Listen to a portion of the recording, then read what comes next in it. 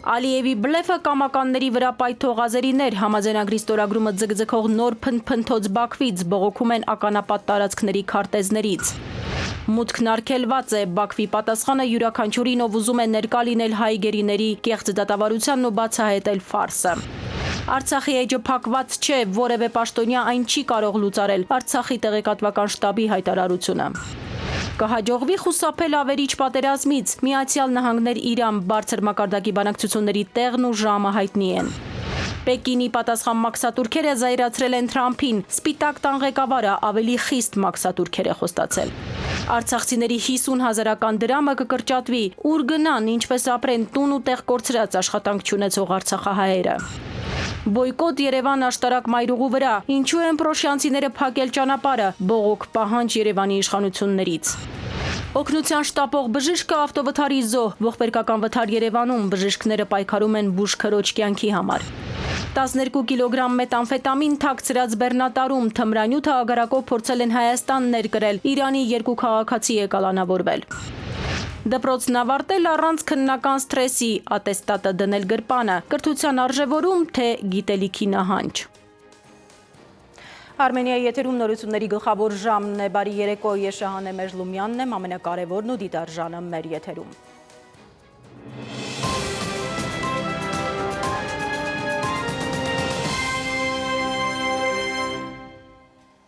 Բաքուն շարունակում է մանևրելու միջազգային հանրությանը մատների վրա խաղացնելու քաղաքականությունը, այժմ էլ սուք ու շիվան են կապել, թե ազերիներ են պայթելականների վրա։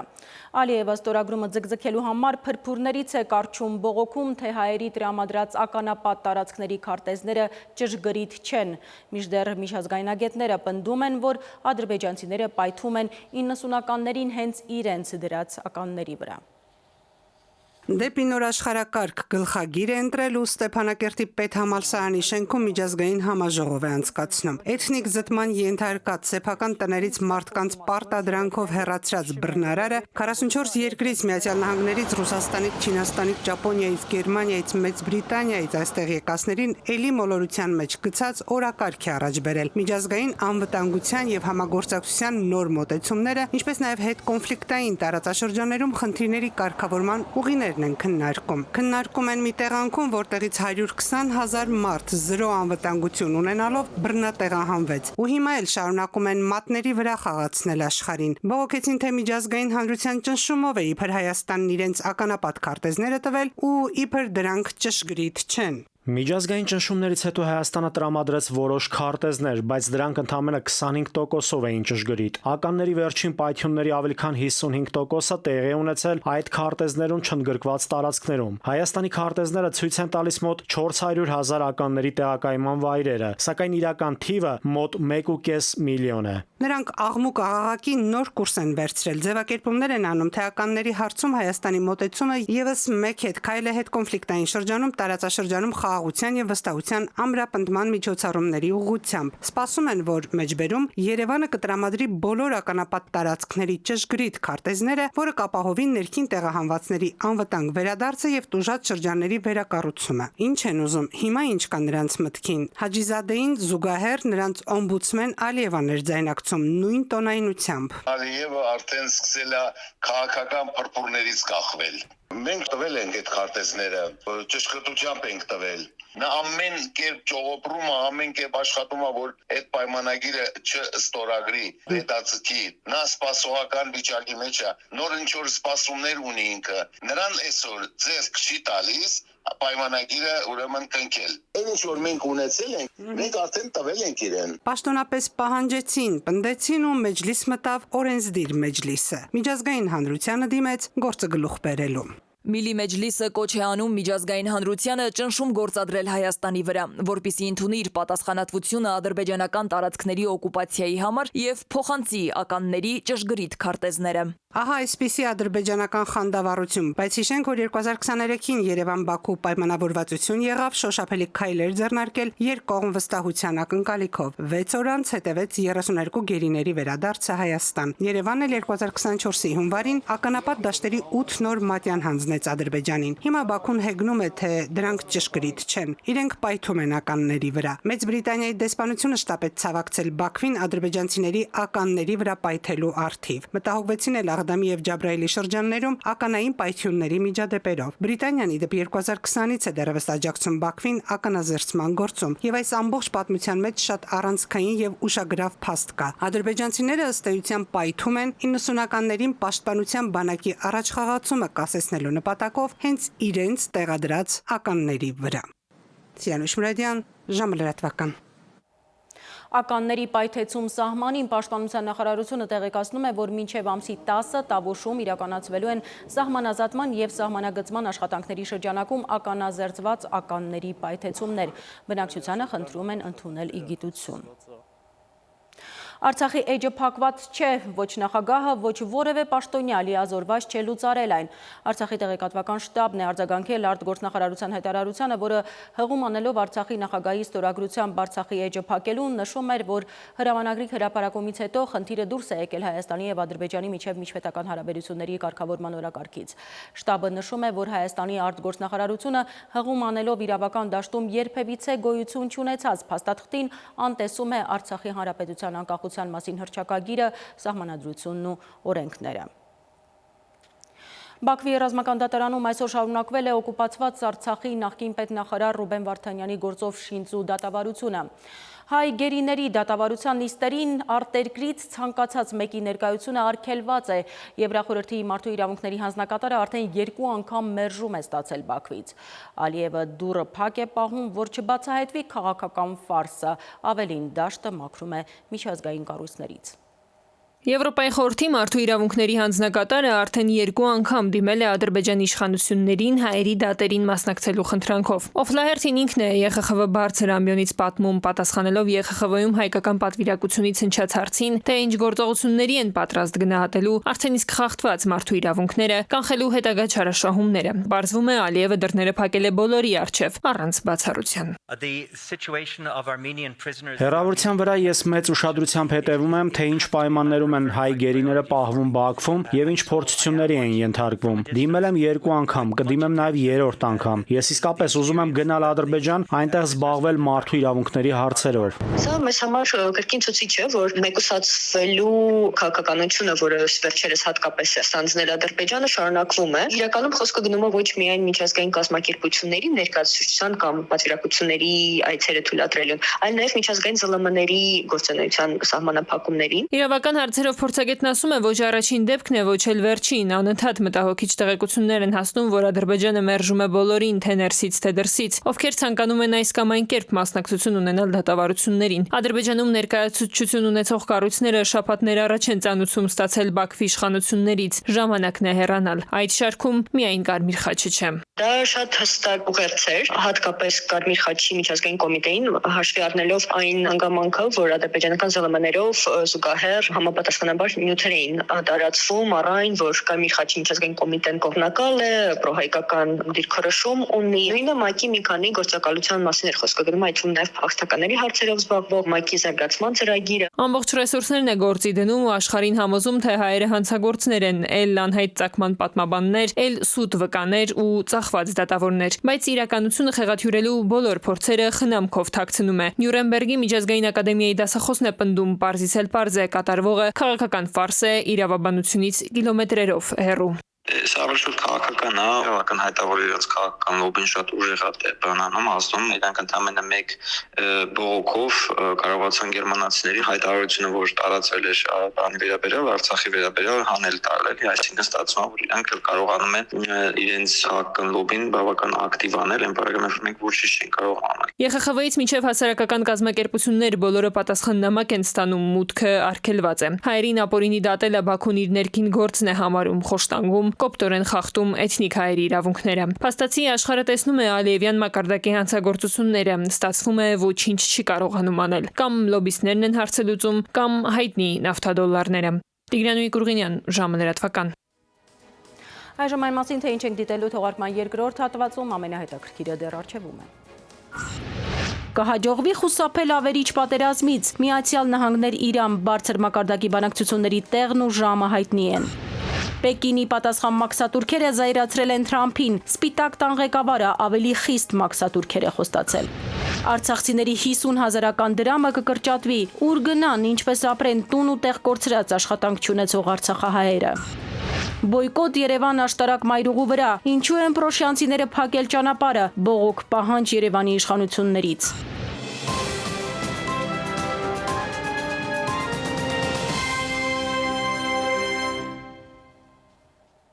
Շարունակում ենք թողարկումը։ Տարածաշրջանից վառոդի հոտ է գալիս, եթե Թեհրանն ու Վաշինգտոնը համաձայնության չգան, հնարավոր պատերազմը կարող է համաշխարհային երրորդը դառնալ իր միջուկային աղետալի հետևանքներով։ Մտավախություն ունի հեռավոր Ինդոնեզիայի նախագահը։ Նա բոլոր շահագրգիռ կողմերին միավորվելու կոչ է արել ընդհանուր մարտահրավերներին դիմագրավելու համար։ Իսկ համաձայնության հասնելու եզրերը կշոշափվեն արդեն այս շաբաթ օրը Օմանում։ Նախատեսվում է Իրանի և Միացյալ Նահանգների ներկայացուցիչների բարձր մակարդակի հանդիպումը։ Սա ոչ միայն փորձություն է, այլև հնարավորություն, կարծում է Իրանի արտգործնախարարը։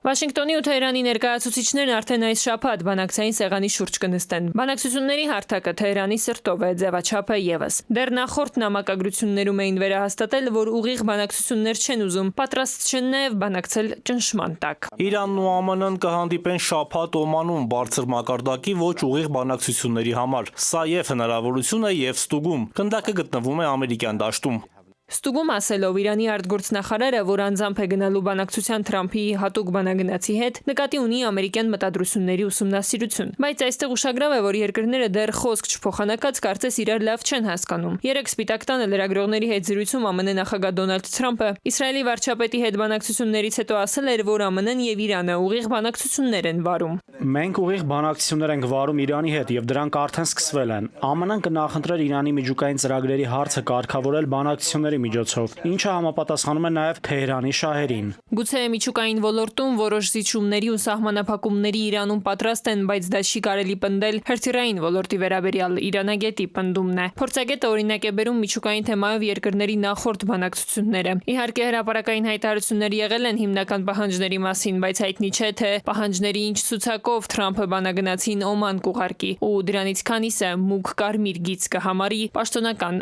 Թեհրանը։ Թրամփի նախորդ կառավարությունը նման 12 պահանջ էր ներկայացրել Իրանին, բայց այս պայդրությամբ բարձ չի թե այս անգամ կոնկրետ որոնք են լինելու այդ պահանջները։ Ամեն դեպքում կողմերից յուրաքանչյուրը կարծում եմ առաջնահերթ նախընտրում է բանակցային տարբերակը։ Բանակցությունների պայմանավորվածությունների լուրերին զուգահեռ Reuters-ը գրեց, թե նախորդին Այաթոլլահ Խամենեին կարգադրել է Իրանի բանակը բարձր պատրաստվածության վիճակի բերել։ Պատերազմի վտանգն իհարկե կա, բայց բանակցությունների գնալը ըստ փորձագետի հենց պատերազմ չնախընտրելու մասին է։ Եթե մենք կոնկրետ Իրանի դիրքերից ենք խոսում, ապա Իրանի համար եւս միանշանակ պատերազմը նախընտրելի տարբերակ չէ եւ Իրանի գործունեությունը թե վերջին տարիներին եւ թե առհասարակ վերջին տասնամյակներին միշտ դրան է միտված եղել, որ խուսափեն պատերազմից եւ այժմ էլ փաստացի գնում են բանակցությունների անգամ Թրամփի կառավարության հետ։ Այսպիսով շաբաթը որոշիչ կլինի, փորձագետներն ասում են, առաջին հանդիպումից էլ պարզ կդառնա, ի վերջո իրար հասկանում են Վաշինգտոնն ու Թեհրանը, թե ոչ։ Հեռակա կապի ամբողջ ընթացքում համենայն դեպս սպառնալիքների ու մեղադրանքների պակաս չի եղել։ Տիգրան Կուրղինյան, ժամը լրատվական։ Եթե Վաշինգտոնը հարձակվի, Մոսկվան պարտավոր չէ ռազմական օգնություն ցուցաբերել Թեհրանին ռազմավարական գործընկերության պայմանագրի շրջանակում, քանի որ սա ռազմական դաշինքի փաստաթուղթ չէ, հայտարարել է Ռուսաստանի փոխարտգործնախարարը։ Հարձակումը կարող է ամենասարսափելի հետևանքները ունենալ տարածաշրջանի համար։ Մոսկվան կձեռնարկի բոլոր միջոցները հակամարտությունը կարգավորելու համար, ասել է Անդրեյ Ռուդենկոն։ Հիշեցնեմ, որ Պետդուման այսօր վավերացրել է Ռուսաստանի եւ Իրանի միջև համապարփակ ռազմավարական գործընկերության մասին պայմանագիրը։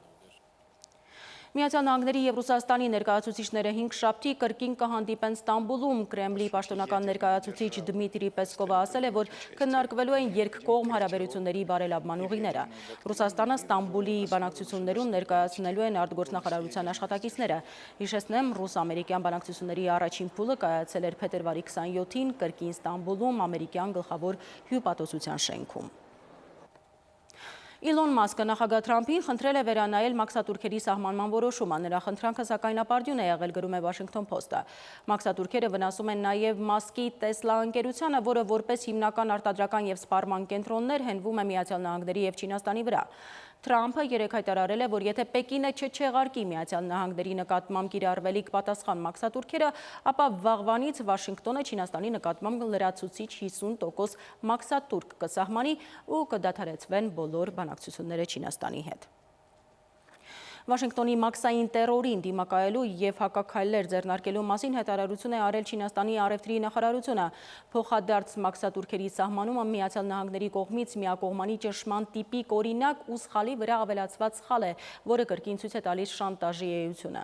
ասվում է հայտարարության մեջ։ Չինաստանի հակաքայլերը ուղղված են երկրի ինքնիշխանությունը, անվտանգությունն ու զարգացման շահերը պաշտպանելուն, ինչպես նաև միջազգային առևտրի կարգը պահպանելուն։ Վերադառնանք Հայաստան, Երևան աշտարակ մայրուղին այսօր մի քանի ժամով փակվել է, փողոց են դուրս եկել Պռոշյանի և Քասախի բնակիչները, բողոքում են տրանսպորտային փոփոխությունից։ 150 դրամով ավտոբուսով մայրաքաղաք էին հասնում, հիմա 250-ով միկրոավտոբուս պիտի նստեն հասնեն Աչափնյակ, այնտեղից էլ ուրիշ տրանսպորտով կենտրոն։ Հաշվել են ֆինանսական բեռը կտրուկ կավելանա։ Համաձայնել են բացել ճանապարհը միայն խոստումից հետո, որ կառավարությունում վաղը կընդունեն, կլսեն իրենց։ Քասախ և Պռոշյան համայնքների բնակիչներն են, բողոք ունեն, իրենց համայնքներից մայրաքաղաք եկող տրանսպորտի երթուղին կարճացել է, բայց ուղևճարը թանկացրել են 200-ից 250 դրամ։ Քասախից և Պռոշյանից Երևան հասնելու համար ուղևորները նախկինում վճարում էին 150 դրամ։ Չպիտի 400 դրամ ամեն մի հոգի ավել դրամը վճարի։ Կորցնեմ խի կորցնեմ։ Ակցիայի մասնակիցները պահանջում են նաև, որ տարածքային կառավարման և ենթակառուցվածքների նախարարությունը չեղյալ հայտարարի որոշումը, որի համաձայն Պռոշյան-Երևան ուղևորափոխադրումը պետք է իրականացնի համար 277 միկրոավտոբուսը։ Մինչև այդ Երևանի հետ կապն ապահովել է Երևանի ավտոբուս ընկերության թիվ 25 երթուղին, որի ուղեգիծը Պռոշյան-Ավան Զեյթուն հատվածն էր։ Երևանի քաղաքապետարանի որոշում կա, նոր երթուղին սպասարկելու է ընդամենը 7 կիլոմետր ճանապարհ, Քասախ և Պռոշյան համայնքներից հասնելով մինչև Աջափնյակ վարչական շրջանում գտնվող հայտնի ֆիզիկայի ինստիտուտ։ Մետրոն գնացողը, որը կարա մետրոյով շատ Իշնի Հալաբյանի հետ ժամանակվա պրոբկեն ու հասկանում եք ինչական։ Բացի դա մեր ժողովուրդը արդեն ադապտացվել է տվյալ տրանսպորտի ուղղության վրա, մեկ մի աշխատանքի տեղ գտել է այդ տրանսպորտի հետ ճանապարհի վրա։ Ուսանողներն են խնդրի առջև կանգնելու, մի քանի անգամ տրանսպորտ են փոխելու, ավելի շատ գումար են վճարելու։ Նրանց ծնողներն առաջարկում են երթուղին հասցնել օրինակ մինչև մետրո բարեկամություն կայարան։ Դրա համար էլ քննարկում է անհրաժեշտ Երևանի քաղաքապետարանի հետ։ Եվ պահանջում ենք պարոն Ավինյանից, որ ավտոբուսը Երևան քաղաքի, որ պետք է սպասարկի Երևան քաղաքի բնակիչներին, պիտի գա այստեղից շրջադարձանի ու հետ գնա։ Այսքան ժողովրդի մեծ մասը քանի օր է գտնված է աշխատանքի, չի գնում ոչ մեկ աշխատանքի, դասի, թե ուսանող, թե աշխատող, բոլորը իրենց հարցի լուծման է սպասում։ Ակցիայի մասնակիցների թիվը գնալով ավելացավ, րոպե առ րոպե ավելացավ նաև ոստիկանների թիվը ու իրավիճակն ավելի լարվեց։ Հասկացա, կարեցին 10 կիլոմետր սարը հագեցի, անցեք միակամանի փակ, եկին բացեք Որոշ ժամանակ ընդդիմանալով ոստիկանության պահանջներին կողմերը կոմպրոմիսի եկան։ Ակցիայի մասնակիցները բացեցին ճանապարհը։ Կառավարությունից խոստացել են, որ ապրիլի 9-ին կընդունեն ու կլսեն Քասախի և Պռոշյանի բնակիչներին։ Նաիրի Մուրադյան, ժամը լրատվական։ Երկիր, տուն ու տեղ կորցրած արցախցիները կզրկվեն նաև պետական աջակցության ծրագրից։ Միայն այն չափահասները, թոշակառուները և հաշմանդամություն ունեցողները կստանան նպաստը, այն էլ կրճատված։ Փորձագետները կանխատեսում են արտագաղթի նոր ալիք։ Հայրենիքը երկրորդ անգամ ստիպված կլինեն լքել նրանք, ովքեր Հայաստանում աշխատելու և ապրելու որևէ հնար չեն ունենա։ Բռնագաղթած արցախցիների առջև ծառացած մարտահրավերներն ավելանում են։ 40+10 ծրագիրն առանցքային էր նրանց համար։ Սոցիալական խնդիր էր լուծում։ Ծրագրի կրճատման դեպքում արցախցիները կարտագաղթային ահազանգում են։ Կառավարությունում նրանց լսել են, փոխվարչապետն ասել է, որ փոփոխություն հնարավոր է միայն բնակարանային ապահովման ծրագրում, բայց եթե խոսքը Երևանի մասին չէ։ Իսկ 40+10 ծրագրին ըստ փոխվարչապետի հետադարձ չի լինի։ Ըստ ոչ պաշտոնական տվյալների մոտավոր 15000 արցախցի է արտագաղթել բռնի տեղահանումից հետո։ Սա այն դեպքում, երբ գործում էր այս ծրագիրը, այսինքն ոմանք այլ պատճառներով, հիմնական մասը աշխատանք չգտնելու պատճառներով, որովհետև բնակվարձը դա հարցի լուծում չէ, մարդիկ պետք է ունենան աշխատանք, որպեսզի կարողանան իրենց ամենօրյա կարիքները հոգալ։ Այս ապրիլից բռնի տեղահանված անձանց կեցության եւ այլ ծախսերի համար նախատեսված 50,000 դրամ աջակցությունը կդառնա 40,000 դրամ։ Կտրամադրվի միայն առանձին խմբերի։ Առաջին կամ երկրորդ խմբի հաշմանդամություն ունեցող անձանց, ծերերին, կերակրողին կորցրած նպաստ կամ կենսաթոշակ ստացողին եւ մինչեւ 18 տարեկան երեխաներին։ Իսկ 2025-ի հուլիս-դեկտեմբեր ամիսները ներառյալ աջակցությունը կտրամադրվի առանձին խմբերի շահառուներին արդեն 30,000 դրամի չափով։ Արցախցիների շատ չնչին տոկոսն է, որ այստեղ բնակարան ունի, ու այդ 40+10-ը ինչպես կարող ենք անվանել, նաև կարող ենք փոխարինել բնակվարձի փոխհատուցումը, բազմիցս մեր փաստերով ներկայացրել ենք, որ դա ուղղվում է միմիայն բնակվարձերի փոխհատուցմանը։ Մինչև բողոքի ակցիաների մեկնարկն էր, երբ սոցիալ-նախարարը այս աջակցության ծրագիրը խոչընդոտ համարեց բնակարանային ապահովման ծրագրի լիարժեք իրականացմանը։ Մենք չենք կարող անընդհատ զուգահեռ երկարաժամկետ բնակապահովության ծրագիր մշակենք իրականացնել եւ ասենք, որ շարունակ դուք պետք է ստանաք նույն 50,000 դրամը եւ այդ 50,000 դրամով շարունակ ձեր վարձավճարին ուղղեք։ Մենք ունենք երկարաժամկետ բնակարանային աջակցության ծրագիր։ Նախարար Մկրտչյանը հիշեցրեց նաև, որ 400-ից ավելի համայնքներ կան, որտեղ արցախցիները կարող են տուն ձեռք բերել։ Արցախցիները սակայն պնդում են, թե դրանք սահմանային բնակավայրեր են եւ վախ ունեն, թե դարձյալ կորստի առջև կկանգնեն։ Իրենք առաջարկել են նաև միանգամից վարձակալական պայմանագրերը կնքել տանտերերի հետ, ինչը եւս մերժվել է։ Մարտի 18-ից են արցախահայերը բողոքի ակցիաներ սկսել։ Վճռական են տրամադրված, ասում են, չեն դադարեցնելու պայքարը։ Սիլվի Մուրադյան, ժամը լրատվական։ Մայիսից արդեն վարորդներին 1 տարվա համար տրվող միավորների շեմը 9-ից կդառնա 13, միաժամանակ կխստացվեն այն խախտումների համար պատասխանատվության միջոցները, որոնք վերաբերում են անվտանգությանը, չամրակապված վարելու, հանդիպակաց գոտի դուրս գալու, վարելիս բջջայինով խոսելու համար ավելի շատ բալեր կհանվեն։ Երթևեկության համար բալային համակարգը 9-ից դարձավ 13 բալ։ Դրան զուգահեռ ներքին գործերի նախարարությունը նախատեսում է խստացնել պատասխանատվությունը, խախտումների դեպքում ավելացնել տուգանքների չափը։ Երթևեկության ոլորտի փորձագետների գնահատականն է ու ձևակերպումը։ Կարելի ասել ոչինչ էլ չփոխվեց։ Որքան էլ բալային համակարգը բարձրացվի, միևնույն է, անկարգապահ վարորդը շարունակելու է 13 բալն էլ մաշել։ 9-ով չբավարարվողը 13-ով էլ չի բավարարվի, 23-ով էլ։ Գումարն էլ տեղը փոխելու շատ չի փոխում, ստեղ ընդամենը ռակերովկեք են արել։ Իդեալական կազմակերպված էր, կարծում եմ այդ ամեն ինչի մեջ պետք է տեղավորվել 9-ի մեջ։ Վիճակագրությունն է ցույց տալիս, որ հանրապետությունում ավելի շատ խախտումները ամրագոտի չկապելու եւ առանց վարորդական վկայականի մեքենա վարելու դեպքերն են։ Նախորդ շաբաթ հայտնաբերվել է 300-ից ավել անց առանց վարորդական երթևեկելու։ Քրեականով 90%-ը քրեականով դատապարտվում են 375,000 դրամ տուգանքի ու դատվածություն։ Դա քրեական գործով դա կատաստրոֆիկ պետության համարել է դա ծախս ու աշխարհով այդ ստատիստիկայով դատվածությունների քանակով ասենք պայտարակություն է էլի։ Առաջիկայում ներքին գործերի նախարարությունը քննարկումներ է անցկացնելու վարորդների խախտումների դեպքում պատասխանատվությունն ավելի խստացնելու համար։ Վարչական իրավախախտումների վերաբերյալ օրենսգրքում փոփոխություններ ու լրացումներ կատարելու մասին օրենքով տուգանային միավորների կիրառման համակարգին զուգընթաց ավելի մեծ հանրային վնասակարություն ունեցող իրավախախտումների համար տուգանք տույժի տեսակը փոխարինվել է տրանսպորտային միջոցներ վարելու իրավունքից զրկում տույժի տեսակով։ Նաիրի Մուրադյան, ժամը լրատվական։ Մայրաքաղաքում շինհրապարակները ավելացել են, օդի աղտոտվածությունը իբր նվազել, վերջին չափումները դրական դինամիկա են գրանցել, նախորդ տարիների համեմատ Երևանի օդը չափավոր աղտոտված է։ Բնապահպանները թվերի հանդեպ վստահություն չունեն, անձրևին երկնքից ցեխաջուր է թափվում, համատարած ծառահատումներ են, հարցնում են որտեղից է դրական պատկերը։ Ինչ են մտածում եւ ծրագրում քաղաքային իշխանությունները, մանրամասները ռեպորտաժում։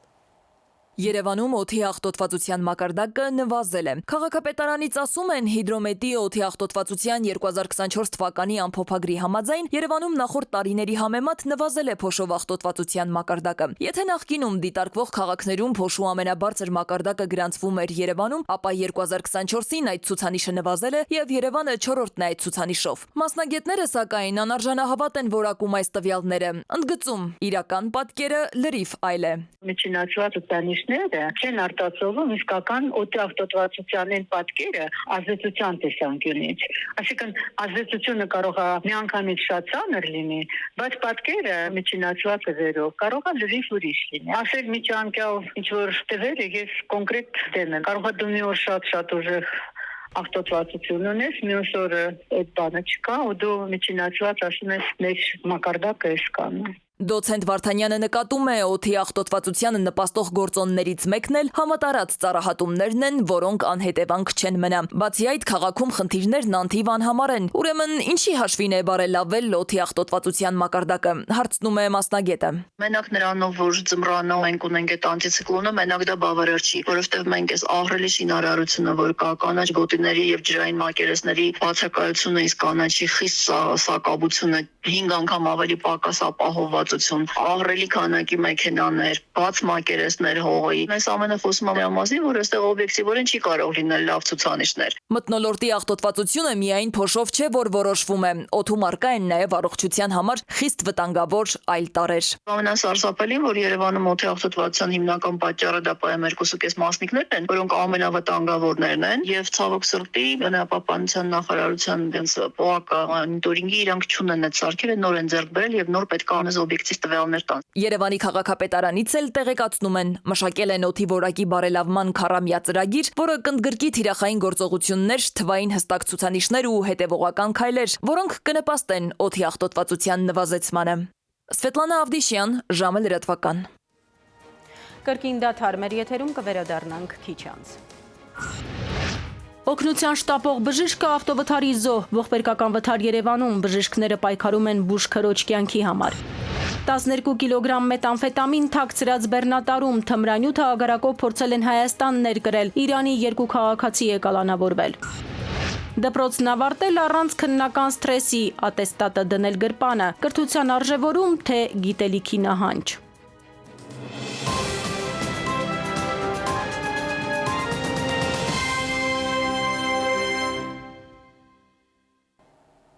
Մենք վերադարձանք, շարունակում ենք թողարկումը։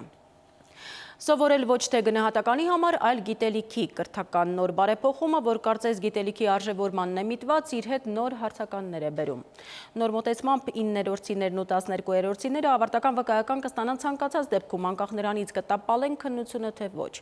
Կրթության փորձագետները տարակուսում են, իսկ ինչպես խրախուսել աշակերտներին, որոնք իսկապես գիտելիքի ծարավ են։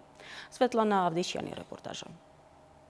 Դպրոցը կավարտես առանց քննության։ Կրթության, գիտության, մշակույթի և սպորտի նախարարությունում պատրաստում են շրջաբերական, համաձայն որի 9-րդ դասարանի աշակերտները հնարավորություն կունենան առանց քննություն և վերաքննություն հանձնելու փոխադրվել հաջորդ դասարան, իսկ 12-րդ դասարանն ավարտող շրջանավարտները պետական ավարտական քննություններին և վերաքննություններին չմասնակցելու կամ անբավարար ստանալու դեպքում կստանան միջնակարգ կրթության ավարտական ատեստատ ուսումնական տարվա ընթացքում քննական առարկաներից ստացած գնահատականների հիման վրա։ Մանրամասները լրատվամիջոցներից մեկին է պարզաբանել կրթական գերատեսչությունը, ասում են գիտելիքը արժևորելուն է ուղղված փոփոխությունը։ Գնահատման չափանիշների վերանայման առանցքային փոփոխությունը բացասական կամ անբավարար միավորային շեմից հրաժարվելն է։ Ուսումնառության ընթացքում սովորողի արձանագրած յուրաքանչյուր միավոր համարելով ձեռք բերում գիտելիքը արժևորելու տեսակետից։ Կրթության փորձագետը նկատում է դպրոցներում այլևս չկա բացասական թվանշան, հետևապես գնահատման վերանայված համակարգի ներդրման տրամաբանությունից ելնելով է կրթական գերատեսչությունը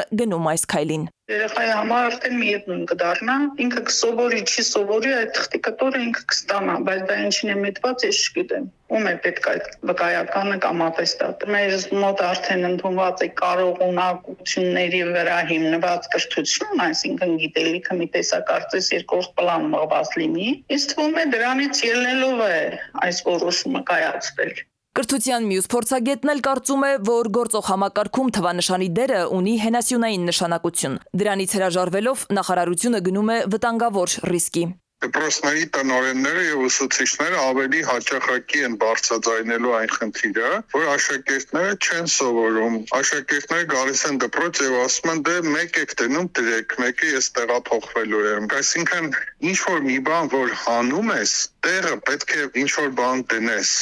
Հիմա այս հանեցինք բացասական թվանշանը։ Տեղը ինչ ենք դրել։ Դրել ենք հետաքրքիր ուսուցիչ, հետաքրքիր դասագիր, հետաքրքիր դասավանդում։ Ոչ։ Խաչատրյանը ընդգծում է, այս փոփոխությամբ մենք ոչ միայն առաջ չենք գնա, ոչ միայն կրթության որակը չի բարելավվի, այլև եղածն էլ կարող ենք կորցնել։ Գաղտնիք չէ, որ շատ երեխաներ ինչ որ մի բան սովորում են թվանշանի համար։ Հիմա այդ երեխաներն էլ չեն սովորի։ Եվ մենք մի կարևոր բան էլ հիշենք, բացասական թվանշանը դա ոչ թե այն երեխաների համար է, որոնք բացասական էին ստանում, այլ այն երեխաների համար, որոնք կարող էին բացասական ստանալ, բայց որոշեցին սովորել, որ չստանան։ Մասնագետներն ընդգծում են առաջին հայացքից թվացial հումանիտար այս քայլը, որը գուցեև բացառի հնարավոր կոռուպցիոն ռիսկերը եւ ճնշումները աշակերտի վրա, այդուհանդերձ կրթության վրա անշրջելի հետ կթողնի։ Համատարած անգրագիտություն ոչ մի հասարակության էլ պետք չէ, ինչը ըստ մասնագետների մեզնից արդեն հեռու չէ։ Սվետլանա Ավդիշյան, ժամը լրատվական։ Կալանավորվել է Երևանի կոմունալ տնտեսության վարչության պետը կաշառքի գործով, երկու իրանցի էլ մեծ քանակությամբ թմրանյութ ներկրելու համար։ Օգնության շտապող բժիշկը ավտովթարի զոհ է դարձել։ Օրվա ուշագրավ նորությունները մեկ տեսաշարով։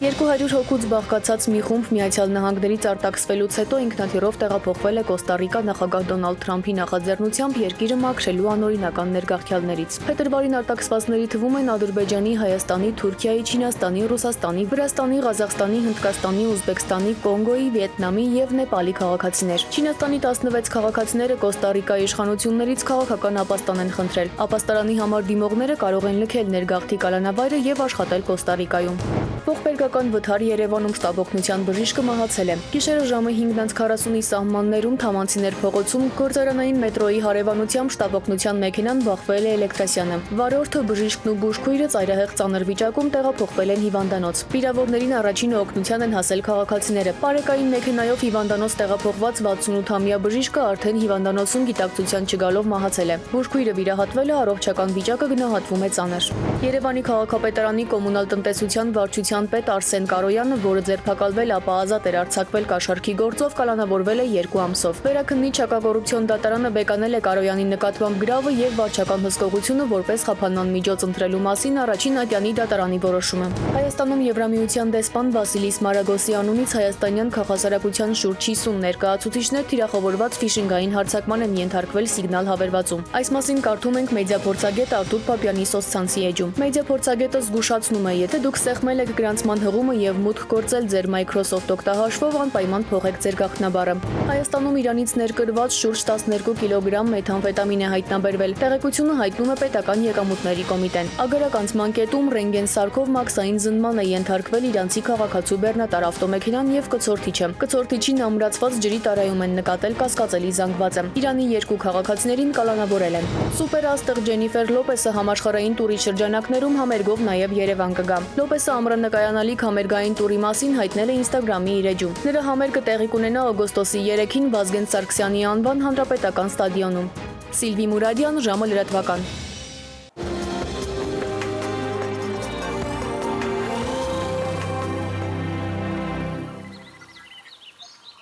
Եվ վերջում մոթերևութաբանների կանխատեսումների մասին նրանք կարճատև անձրև, ամպրոպ, ջերմաստիճանի անկում են կանխատեսում իդեպ եղանակի տեսության հովանավորն է Ֆերոսի ապրանքանիշը իր հուսալի, անվտանգ և գերխնայող գազի կաթսաներով, որոնք պաշտոնապես ներկայացված են էքստերիեր խանութների ցանցում։ Ֆերոսի եղանակ ստեղծող կաթսաներ։ Իսկ այժմ Երևանում և մարզերում կանխատեսվող եղանակի մասին ավելի մանրամասն։ Շիրակում, Կոտայքում, Գեղարքունիքում, Արագածոտնի և Վայոց ձորի լեռներում սպասվում է 10-ից 17 աստիճան ջերմություն։ Վայոց ձորի և Արագածոտնի նախալեռներում 18-ից 22, Լոռիում 14-ից 17, Տավուշում 15-ից 18, Արարատում և Արմավիրում 18-ից 21 աստիճան ջերմություն։ Սյունիքի Հովիտներում 21-ից 25, իսկ Սյունիքի նախալեռներում 16-ից 20 աստիճան ջերմություն է սպասվում։ Երևանում գիշերը սպասվում է 9-ից 11 աստիճան ջերմություն, ցերեկը 17-ից 19, երեկոյան 12-ից 14։